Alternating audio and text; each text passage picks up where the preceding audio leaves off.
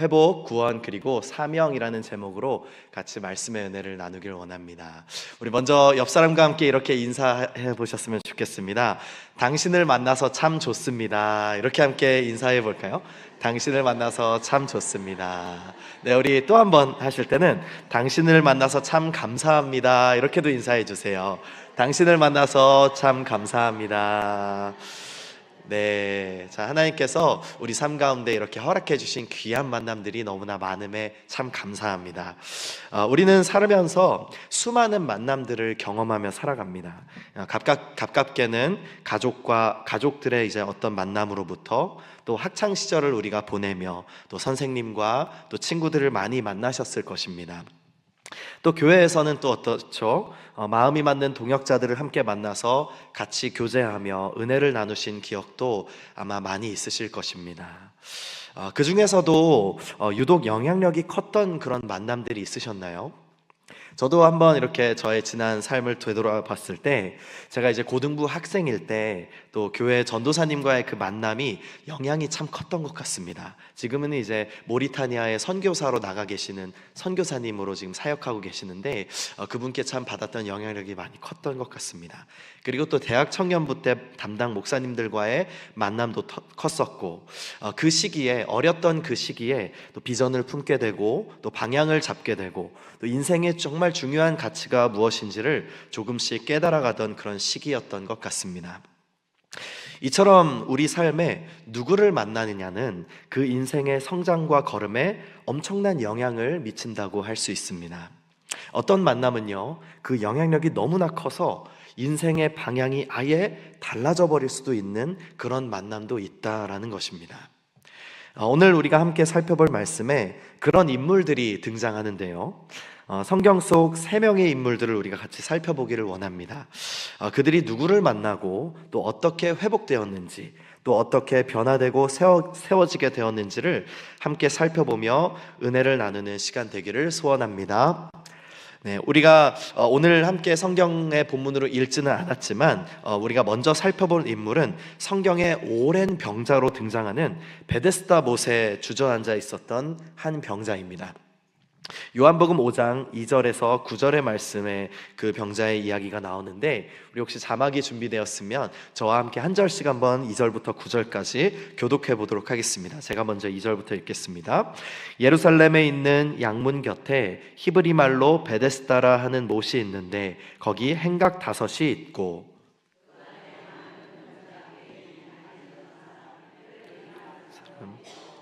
물의 움직임을 기다리더니, 이는 천사가 가끔 못에 내려와 물을 움직이게 하는데, 움직인 후에 먼저 들어가는 자는 어떤 병에 걸렸든지 낫게 되밀어라. 예수께서 그 누운 것을 보시고 병이 벌써 오래된 줄 아시고 이르시되 내가 낫고자 하느냐. 병자가 대답하되 주여, 물이 움직일 때에 나를 넣어줄 사람이 없어서 내가 가는 동안에 다른 사람이 먼저 내려가나이다.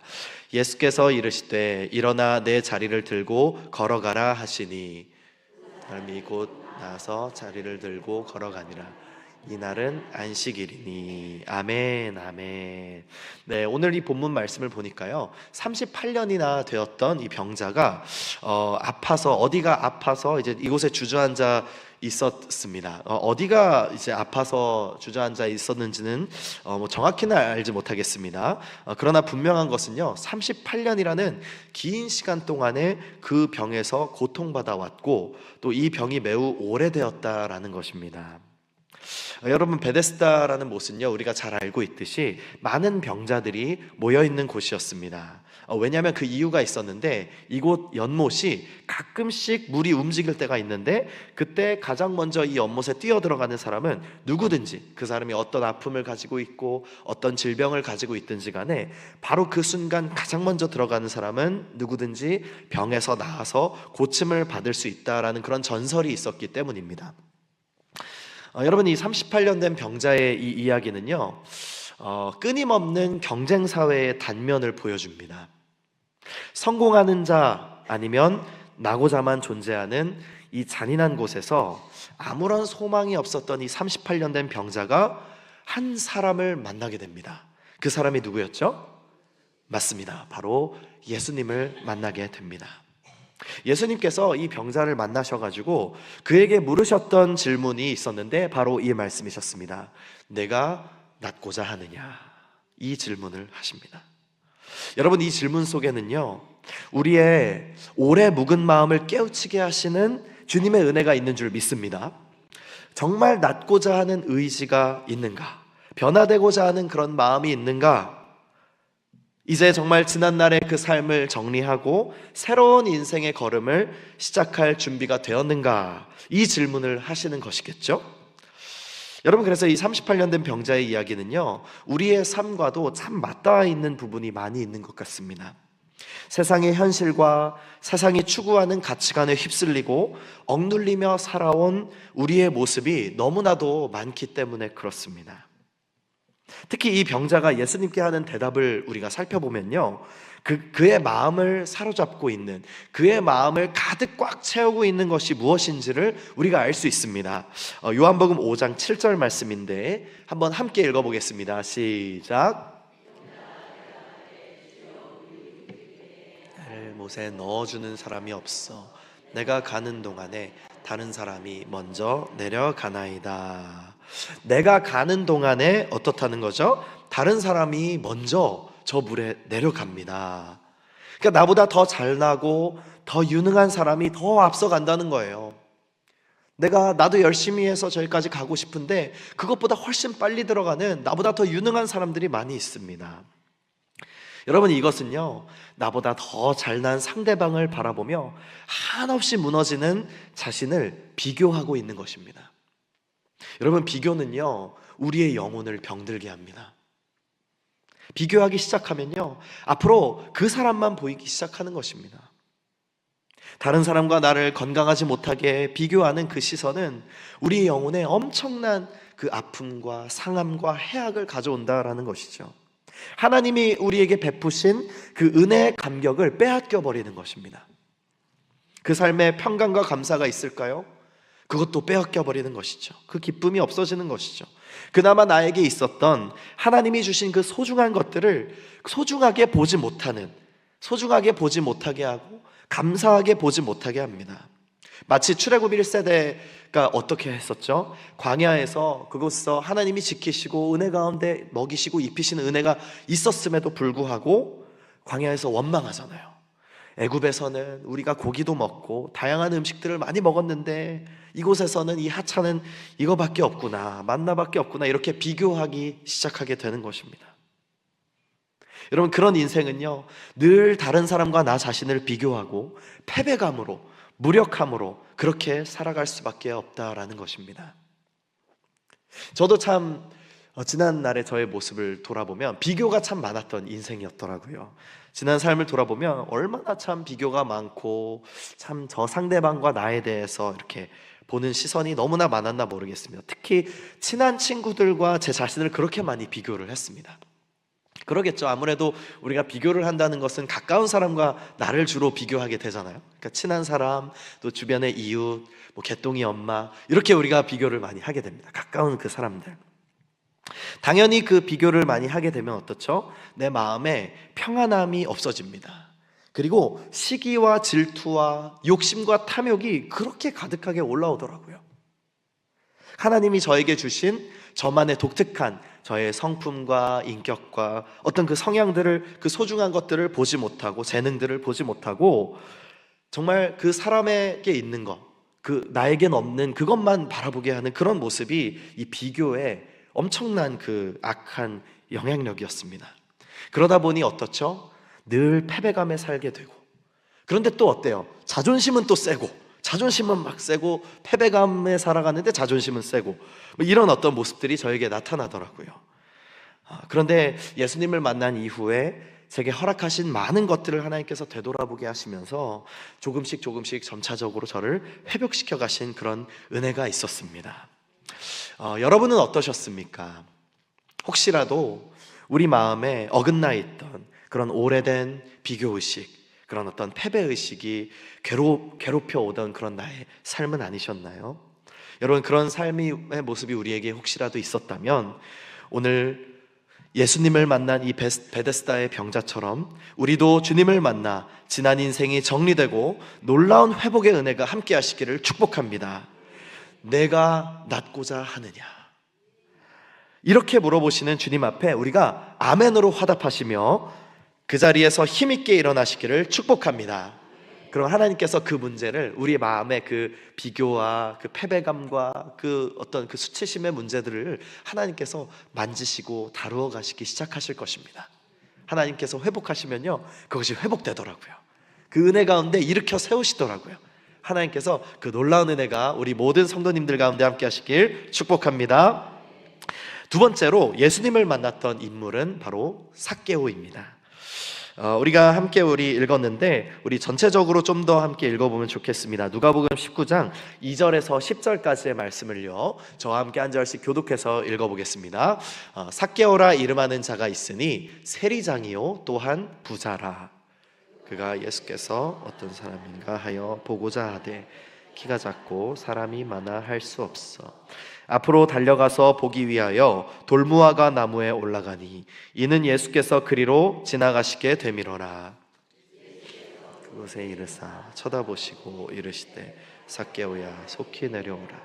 내가 오늘 내 집에 유하여야 하겠다 하시니 급히 내려와 즐거워하며 영접하거늘. 그 사람이 보고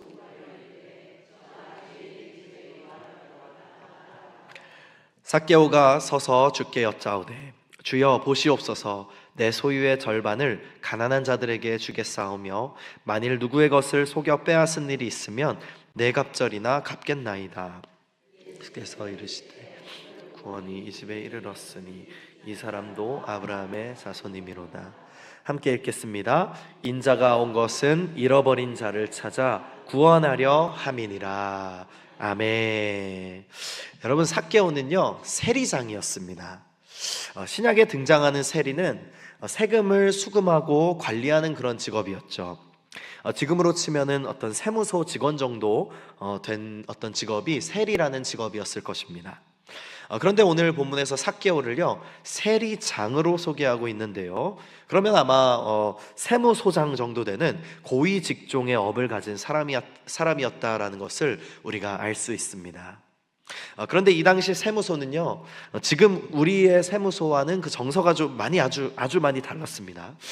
우리나라 마치 이렇게 이해하면 좋을 것 같습니다. 우리나라가 일제강점기를 겪었던 그런 어떤 뼈아픈 역사의 시간이 있었던 것처럼 이스라엘 민족이 로마의 식민 통치를 받는 때에 활동했었던 세리들은 동족의 세금을 걷는 거죠. 우리 민족의 세금을 걷어서 그 세금의 일정 정해진 분량을 로마 제국에다 가져다 바치는 그런 일을 하는 사람들이 세리였는데, 그러니까 매국노 같은 자들이 바로 세리였다라는 것입니다. 그런데 여러분, 문제는 이 세리들이요 로마 제국의 매 달이었는지 매 주였는지는 모르겠지만 가져다 바쳐야 하는 어떤 그 정해진 세액이 있었습니다. 로마 제국에서 아마 정해준 금액이었겠죠. 그런데 이 세리들이 그 정해진 금액만 수금하여서 가져다 바치면 어떻게 될까요? 이 세리가 항상 가난하겠죠. 가져온 걸 그대로 갖다 주는 거니까 항상 가난할 겁니다. 큰 돈을 만져보질 못하는 겁니다. 그래서 정해진 금액보다 훨씬 더 많은 액수의 세금을 부과하여서 뜯어내면은 당연히 로마 제국에는 이만큼만 갖다 주면 되니 나머지 것은 다 자기의 것이 될 수 있는 그런 그래서 과한 세금을 부과하여 뜯어내던 자들이 세리였다라는 것이죠. 그런데 삭개오는 어떻죠? 세리 중에서도 장이라고 합니다. 장. 그러니 그들 중에 괴수인 것입니다. 괴수. 그러니 사람들이 이 이스라엘 민족들이 얼마나 이 삭개오를 얼마나 욕을 했겠습니까? 이 민족의 반역자, 저 삭개오 자식 지나간다, 저 재수 없다 이러면서 얼마나 별의별 소리를 다 들었을 것입니다. 세리로서 평생 살면서 좋은 소리 한 번도 못 들어보고 늘 외롭고 공허한 인생을 살았겠죠. 또 세리들은 기본적으로 이 이스라엘 사회 안에서 나쁜 죄인으로 취급이 되어지고 간주되었기 때문에 본인들도 본인들을 생각하기로 구원과는 거리가 먼 사람들이다, 이렇게 생각을 하는 사람들이었습니다. 민족에게도 버림받고 하나님에게도 버림받는 자라는 그런 어떤 인식 속에 살아가는 자들이었다라는 것입니다. 여러분, 이런 사람들에게 내일의 소망이 있었을까요? 그저 살아가면서 오늘 하루도 수금하러 다니면서 어디서 테러나 당하지 않기를 가슴 졸이며 살았을지도 모르겠습니다. 여러분, 그랬던 그에게, 이 삭개오에게 예수님의 소식이 들려왔다라는 것이죠. 그를 만나는 모든 사람들이 전부 병고침을 얻고 천국 복음이 그에게로부터 전파된다라는 그런 소식이었습니다. 그분의 가르침은 바리새인이나 서기관들과 같지 않기 때문에 많은 죄인들이 용서를 받고 회복된다는 그런 소식이었습니다. 여러분, 또 누가복음 이 19장 직전에 18장을 보면요, 이 삭개오 이야기 바로 직전에 18장 후반부에 보면은 여리고 근처에 맹인이 고침을 받는 그런 사건이 나오거든요. 여러분, 맹인도 어떤 사람이죠? 맹인도 병자입니다. 이 당시 이 병자들을 바라보는 관점으로 그들은 하나님의 저주를 받아서 징계를 받는 자들이다라는 그런 인식이 있었는데, 이 여리고 맹인에게 예수님이 뭐라고 하시냐면, 보라, 내 믿음이 너를 구원하였느니라 라고 말씀하시죠. 너의 믿음이 너를 구원하였느니라. 구원과는 거리가 멀다고 여겨진 그 죄인으로 간주된 병자가 어떻게 그 병자에게 너의 집에 구원이 임하였다, 너가 구원이 임하였다, 그렇게 이야기를 할 수 있었는가? 여러분, 삭개오는요 몹시 궁금했을 겁니다. 죄인이 용서를 받는다고? 죄인이 구원을 받는다고? 어떻게 그런 일이 가능하지? 죄인이 구원을 받을 수 있는가? 여러분, 그는요 예수님이 지나간다는 소식을 듣고 예수님이 누구이신지 너무나 궁금했던 것이죠. 그래서 그가 키가 작으니까 어떻게 됐죠? 돌무화과 나무 위로 이제 기어서 올라갔는데, 여러분, 우리가 이 대목만 봐도 이 삭개오의 그 인생의 방법으로는 정말 채울 수 없는 그 갈급함이 있었던 것을 우리가 알 수 있습니다. 자기처럼 의미 없는 것 같은 그런 인생에게도 희망을 주시는 분을 보기를 원했다라는 것이죠. 그런데 놀랍게도 예수님이 그저 길을 지나가시는 것이 아니라 나무 위로 올라간 자기 앞으로 오셨는데, 예수님의 목적지가 자기 자신이었던 거예요. 그때 주님이 이렇게 말씀하시죠. 삭개오야, 속히 내려오라. 내가 오늘 너의 집에 유하여야 하겠다. 이렇게 예수님이 삭개오에게 말씀하셨다라는 것이죠. 여러분, 삭개오가 너무 놀랐겠죠.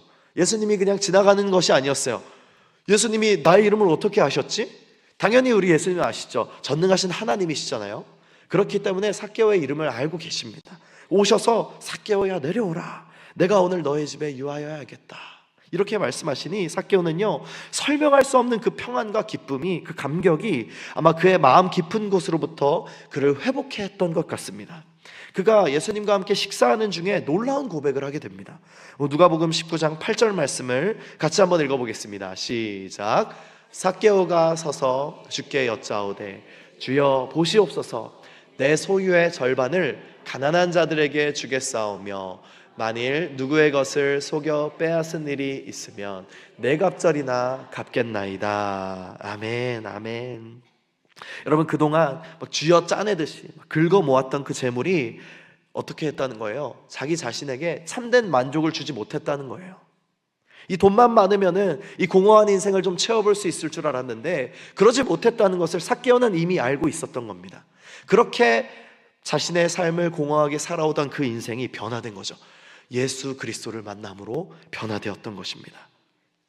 자신을 믿어주시고 사랑해주신 예수님을 향해서 그의 중심을 드리기 시작한 것입니다.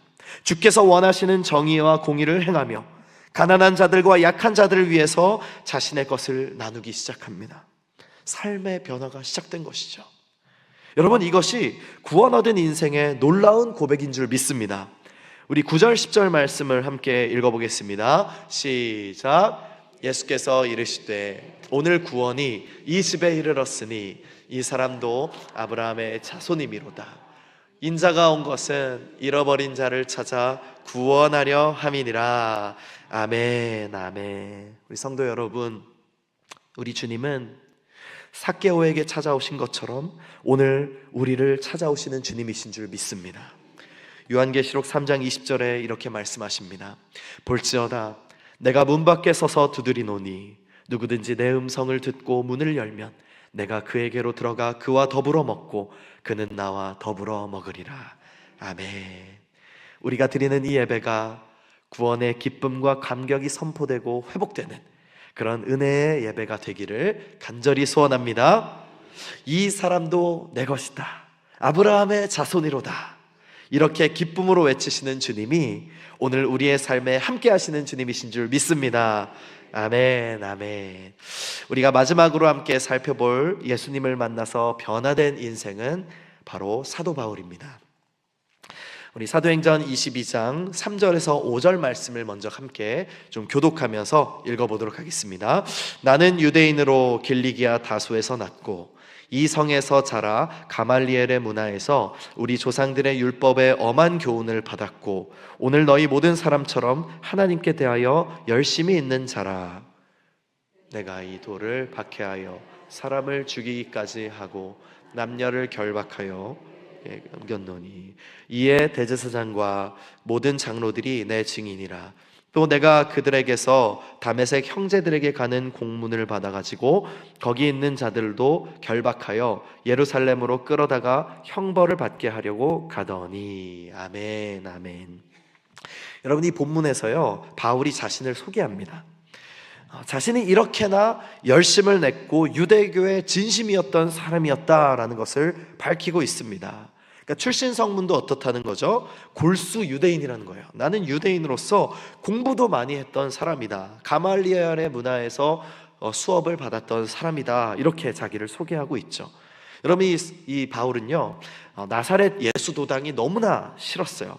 그래서 그들을 박해하고 그들을 잡아서 가두는 일을 했다고 하는데, 이때도 어느 때와 다르게 성전에서 공문을 받아다가 다메섹이라는 저 먼 곳에 북쪽에 있는 그곳에 예수 믿는 자들이 있다, 그 소식을 듣고 그들을 잡으러 가는 길이었습니다. 그런데 그가 가는 길에 다메섹이라는 곳에서 그 길 가운데 부활하신 예수님을 그 밝은 빛 가운데 직접 만나게 된 것입니다. 6절 9절 말씀도 함께 교독하면서 함께 읽어보겠습니다. 제가 먼저 읽어보겠습니다. 6절부터. 가는 중 다메섹에 가까이 갔을 때에 오정쯤 되어 호련히 하늘로부터 큰 빛이 나를 둘러 비침해 내가 땅에 엎드러져 들으니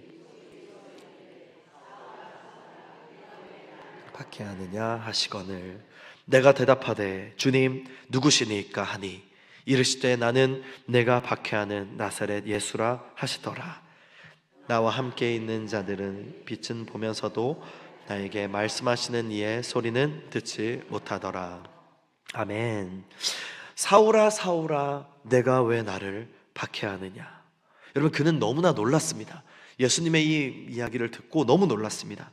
십자가에서 죽은 나사렛 예수를 아직도 추종하는 자들이 있다고 하여 그들을 잡으러 다녔거든요. 저런 거짓을 믿는 자들, 저 이단 무리들 내가 잡아야겠다. 그래서 특심으로 잡으러 다녔는데 그 예수가 정말 부활하시고 살아계셔서 자신을 만나주신 사건이 일어난 것입니다. 그동안 그가 평생을 맹신하며 살아온 이 유대주의 세계관이 무너지는 그런 순간이었던 것입니다. 여러분, 우리 주변에도 그런 분들을 볼 수 있습니다. 나의 재력, 나의 지식, 나의 인맥이나 나의 어떤 실력을 믿고 살아온 이들이 예수님을 만나고 나서 그의 삶이 완전히 변화된 그런 간증들을 우리가 많이 듣게 됩니다. 지난번에 오셨던 우리 조혜련 집사님도 예수님을 만난 이후에 그의 인생이 완전히 변화되었던 그런 간증을 우리가 들었었죠. 여러분, 이처럼 기독교의 역사 속에 많은 사람들이, 많은 인물들이 부활하신 주님을 만나서 그의 삶이 변화되었습니다. 바울이 예수님에게 묻습니다. 10절 상반절의 말씀입니다. 같이 한번 읽어보겠습니다. 시작. 내가 이르되 주님 무엇을 하리까? 아멘, 아멘. 여러분, 이게 어떤 의미이겠습니까? 주님, 당신을 위하여 이제 내가 무엇을 해야 하겠습니까? 이렇게 물어보는 것이겠죠? 주님께서는 바울에게 이 질문 가운데 바울에게 사명을 주시고 그를 이방인을 위한 사명자로 사용하셨다라는 것입니다. 우리 사도행전 22장 21절을 함께 읽어보겠습니다. 시작. 나더러 또 이르시되 떠나가라 내가 너를 멀리 이방인에게로 보내리라 하셨느니라. 아멘. 예수 믿는 자들을 잡으러 다녔던 그런 삶에서 이제 부활하신 예수님을 증거하는 이방인의 사도로서 그의 인생이 완전히 달라지게 되었다라는 것입니다. 부활하신 예수님을 만난 그에게 시작된 완전한 삶의 변화였던 것이죠. 여러분, 예수님을 만난 인생에게는요, 하나님께서 사명을 주십니다. 그것이 꼭 해외 선교지로 나가야 한다는 말이 아닙니다. 내가 속한 직장에서, 가정에서, 교회에서, 또 크고 작은 모임과 공동체로 하나님은 우리를 보내십니다. 그곳에서 빛과 소금으로서 하나님의 영광을 나타낼 사명자로 우리를 보내신다라는 것입니다. 비록 부족하고 연약함이 많은 우리의 모습이기도 하지만, 그러나 그런 우리를 통해서 하나님의 이름이 높아지도록 그렇게 우리를 보내시고 사용하실 줄 믿습니다. 우리의 가정이 어려움을 겪고 계십니까? 여러분, 하나님은요, 우리를 그 가정 가운데 보내셨습니다. 그 가정에 빛과 소금으로서 그 가정에 하나님의 영광을 드러내도록 하나님 우리를 보내시고 세우신 줄 믿습니다. 여러분, 직장의 분위기가 좋지 않으십니까? 여러분, 그곳으로 우리를 보내신 거예요. 하나님께서 우리를 사명자로 보내신 것입니다. 여러분이 속한 공동체가 정말 항상 모이면은 부정적인 얘기만 나누는 그런 어떤 모임이 있으십니까? 하나님이 그곳에 우리를 사명자로 보내신 줄 믿습니다. 정말 그 썩어가는 곳에 소금으로, 빛이 없는 그 어두움 가득한 곳에 정말 빛으로서 우리를 보내셔서 정말 하나님의 그 통치가 그곳 가운데 살아나도록, 하나님 나라의 그 영광이 드러나도록 우리를 보내시고 사명 주시고 사용하시는 줄 믿습니다. 그래서 그런 우리를 통해서 주님 놀라운 일을 이루실 때 우리가 주님, 이사야의 고백처럼 주님, 내가 여기 있습니다, 나를 보내소서, 우리도 그렇게 고백하며 담대히 나아가는 우리 모든 성도님들 되시길 축복합니다. 아멘. 말씀을 정리하겠습니다. 베데스다의 38년 된 병자는 그가 주님을 만난 후에 그의 패배감의 자리에서 회복되어서 일어나게 됐다라는 것입니다. 세리장이었던 삭개오는 주님을 만난 후 죄인의 자리에서 구원의 회복을 경험하게 됩니다. 예수의 돌을 박해하였던 그 바울은 주님을 만난 후에 그의 평생을 예수 그리스도를 위해서 드리게 됩니다. 여러분, 성경 속의 많은 인물들이 자신의 삶의 목적을 깨닫고 비전을 발견하며 그들의 인생이 변화되었던 것처럼 우리에게도 주님과의 만남 가운데 그런 역사가 시작되길 축복합니다. 회복시키시고 구원하셔서 하나님 나라의 사명자로 우리를 보내실 줄 믿습니다. 아멘. 그렇게 승리하시는 우리 모든 덕수교회 성도님들 다 되시기를 축복합니다. 아멘. 오늘 주님 함께 하심을 믿습니다. 아멘. 우리 함께 같이 말씀을 기억하시며 함께 기도하는 시간 되었으면 좋겠습니다.